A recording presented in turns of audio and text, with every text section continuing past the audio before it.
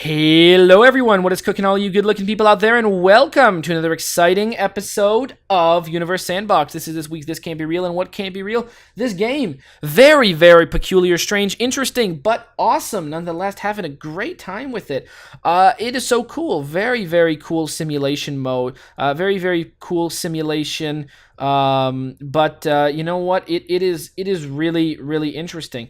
We can, whoa, wow, look at that. We can, bodies combine together when they collide, or they bounce off each other when they collide. I think we're gonna change things to, bodies combine together instead of bouncing off. I think, oh yeah, okay, so we have that.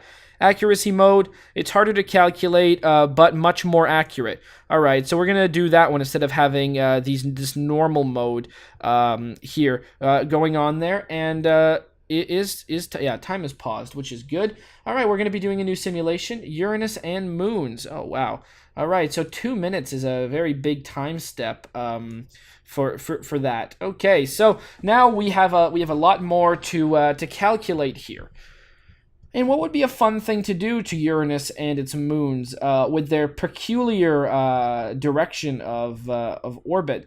Well, we got a lot of planets here. I think it would be nice to do something to Miranda and see what the effects of that would be. So, I mean, just going right off the bat and deciding that Miranda will now become an Earth-sized planet. And seeing how that'll affect. All right, so turning Miranda into an Earth-sized planet, which not an Earth-sized, but an Earth mass planet. If it might be a giant ball of gas, meaning it has a density. Which there you go. So now it's an Earth-sized planet, and it's a planet as dense as the Earth as well. Because I'm guessing it would be. It was something along the lines of much closer to the sun in terms of density. It might have been a very dense gas giant or something else. It looks like a lot of Uranus's moons have decided to collide with Uranus, in fact. And it looks like Miranda actually is taking quite a nice orbit around Uranus. I mean, things have gotten rather bizarre, I will say, but not wild and out of hand. So stepping time up, making things a lot quicker. What can we see? Well, oh, there you go. We got another major impact. I mean, maybe we'll be cleaning out the space that is there. We can see a lot of things. Oh, there you go. Got another big collision. So maybe our goal is going to be okay. Uranus is there. I mean, that's not locked. We don't want to necessarily lock that. We can unlock. Yeah, there you go. So don't lock the density. We don't want to lock anything. We want to unlock everything. All right. Well, whatever. That doesn't matter to me. Sure, we're gonna lock the density of it, even though it doesn't make any damn sense. All right. So let's see if is there anything else that we want to take into account. No, it looks like things are going pretty good. Let's speed time up and see. Will anything change? I don't really think so. I think everything looks like it's quite good. I mean, sure, the Jupiter system does appear to be a little bit. The Uranus system does appear to be a little bit affected by that, but that's fine. So why don't we say, okay, fine. If you're that density, let's go and turn you into much more dense. Now it looks like we've unbalanced many things.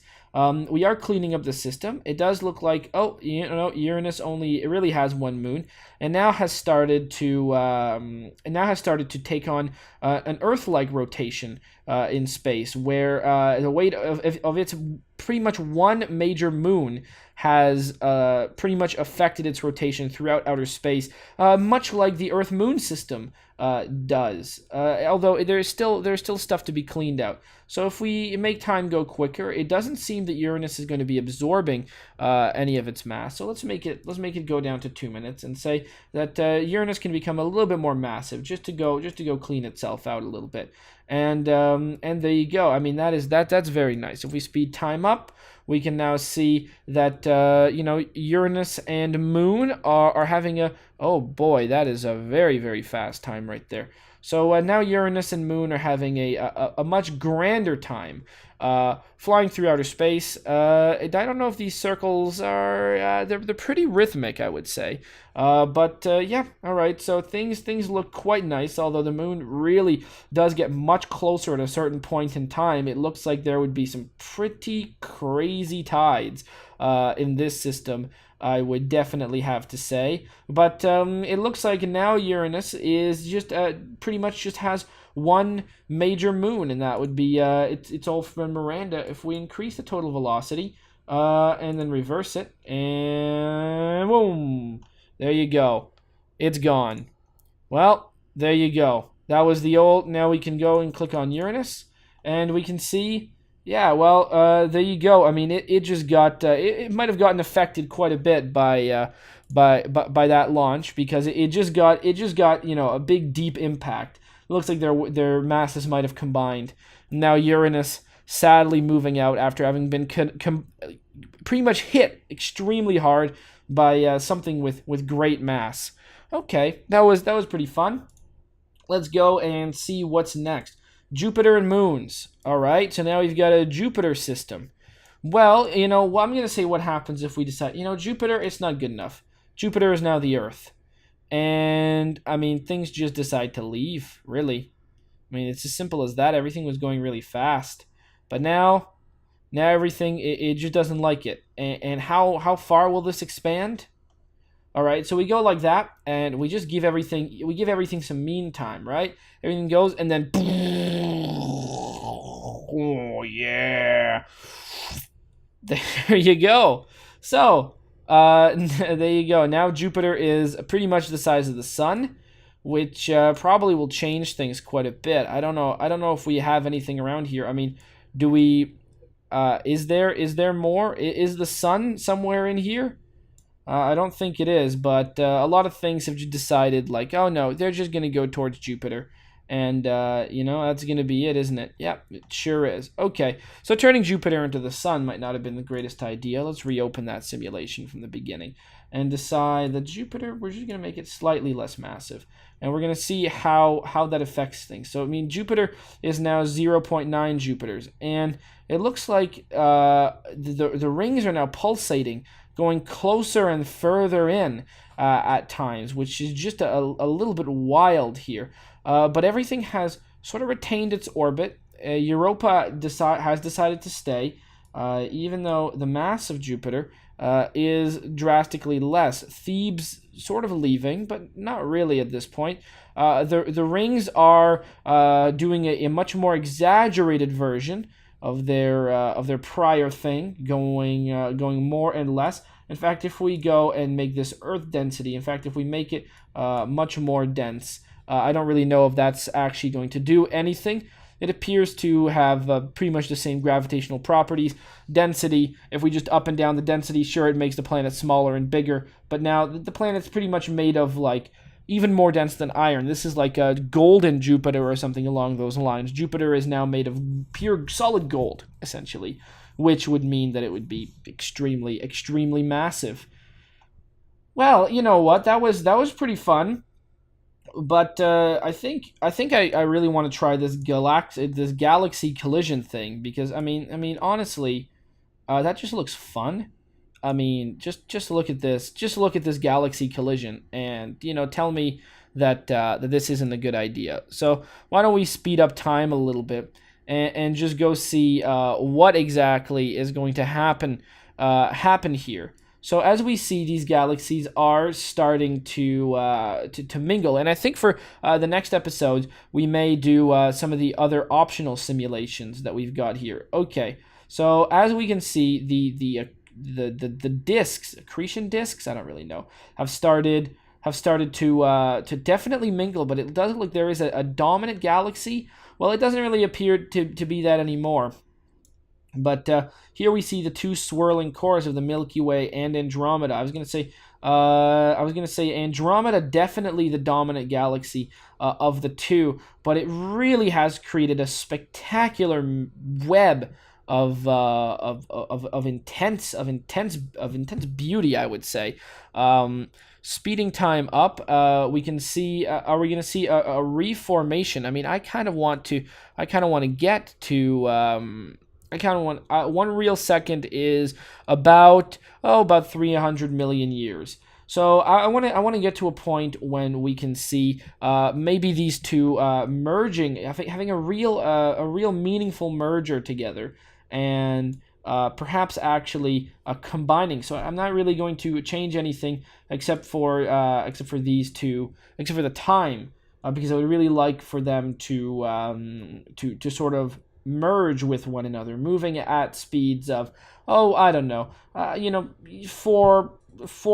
43 kilometers a second, not moving at the speed of light like we were creating other objects. We can't click on any individual ones of these particles. They're just particles.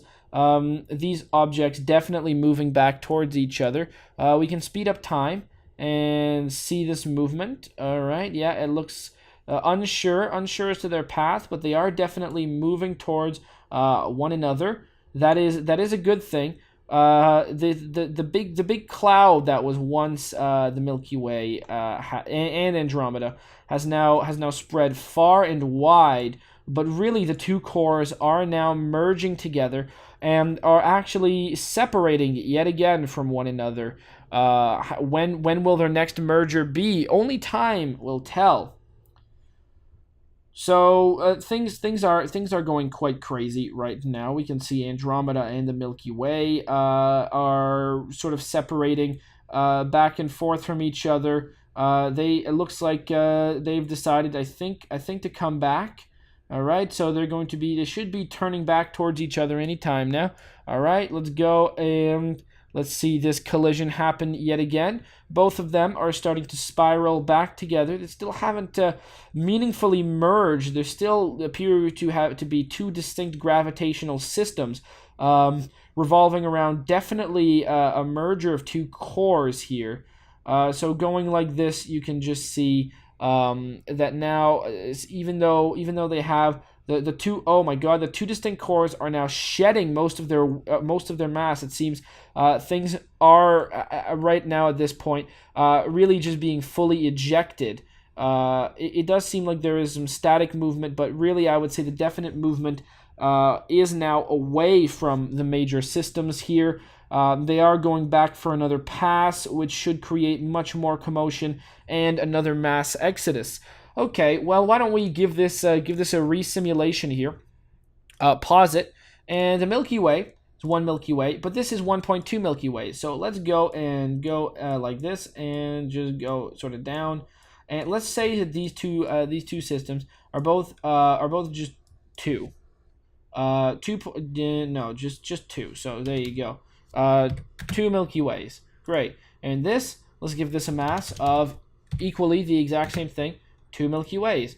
Great. Well, now they both have the same mass, and giving them that kind of mass creates definitely a mass ejection here. I mean, like, you just look at what's happened to Andromeda's core in and of itself. It looks like things are definitely getting sucked towards a gravitational well in the middle, but definitely the massive black hole that is in the center of this is definitely causing some issues. The galaxies themselves are compounding themselves smaller and smaller and smaller. The once famous arms of the Milky Way, which we can see in our own night sky, have now gone, starting to take a disc shape. Now the two major discs are colliding with each other, and we're going to see how the mass of these two objects really does things. Now we have had a much greater meeting of minds, shall I say, because I mean these two massive objects have crashed in a very spectacular way at a much higher speed than they did the last time. Going back, we can step time up and really start seeing if these two galaxies, they're still retaining a lot of their systems, but now in a very different way. Andromeda and the Milky Way now have, well, I mean, the density of mostly 0, to be honest. I mean, we can't really up that density, but we can do something along these lines. So there you go, beautiful. Now we're going to see these two new systems, because they are quite different than what they were before. More like a swirling vortex than anything similar. They're going to meet and fly by. Wow. And that has now created yet another big mass ejection, a second wave of ejection. And if we go out into deep space, we can see that it is it's just a sphere, a spherical cluster of stars. So it's no longer a concrete galaxy, but a star cluster. Andromeda, Milky Way, from a distance, starting to really take on the appearance of a single entity, and not two. Faster and faster and faster, these objects are colliding or are going around one another very quickly in a tight fashion. They seem to really be acting mostly as one. Not sure if they are indeed going to collide ever and actually become a single object in the simulation, but it definitely seems that they are much closer than they ever were. In fact, as it looks right now, it looks like they are so close to each other, the center of this, that they are starting to act as a single center. In fact, it looks like if we only give it a few moments, they may collide and just cause and create a single entity. Though, no, that has not happened the way I thought it would. It looks like now the mass of everything is now leaving very, very quickly, and it looks like this cloud of stars has no center, it has no core, nowhere to guide it but its own general gravity, which should take very much time. But the Milky Way and Andromeda are now heading apart from each other, no longer on a collision path. This is a very sad day. It seemed as though they could perhaps combine forces, but now all we have is a shell of what once was a great system. Maybe the gravity of itself could one day combine it back together. But it seems that the massive black holes are now going to be drifting out into space, or whatever the heck these things are. Yeah, these are just massive black holes. They're going to be just flying out into deep space, leaving this star cluster to deal with itself. The relative gravities of these too small to attract any of these stars individually, and that is the sad truth. Hopefully you guys have enjoyed this episode, and as always, I will see you guys tomorrow for more exciting This Can't Be Real, which is Universe Sandbox. Hopefully you guys have enjoyed, and as always, I will see you guys next time. Aw, yeah. Cue the royalty-free music. 3, 2, 1, go. Come on, everybody. Get on your feet. Stand up, look at the screen, and repeat. I'm gonna like, rate, comment, and subscribe. I love watching Athervids all of the time. Thanks for dropping by and spending the time. Hope you've enjoyed, and let's get on with our lives. Oh yeah. Thanks to Kevin MacLeod for these awesome beats. Woo yeah. Have a good one.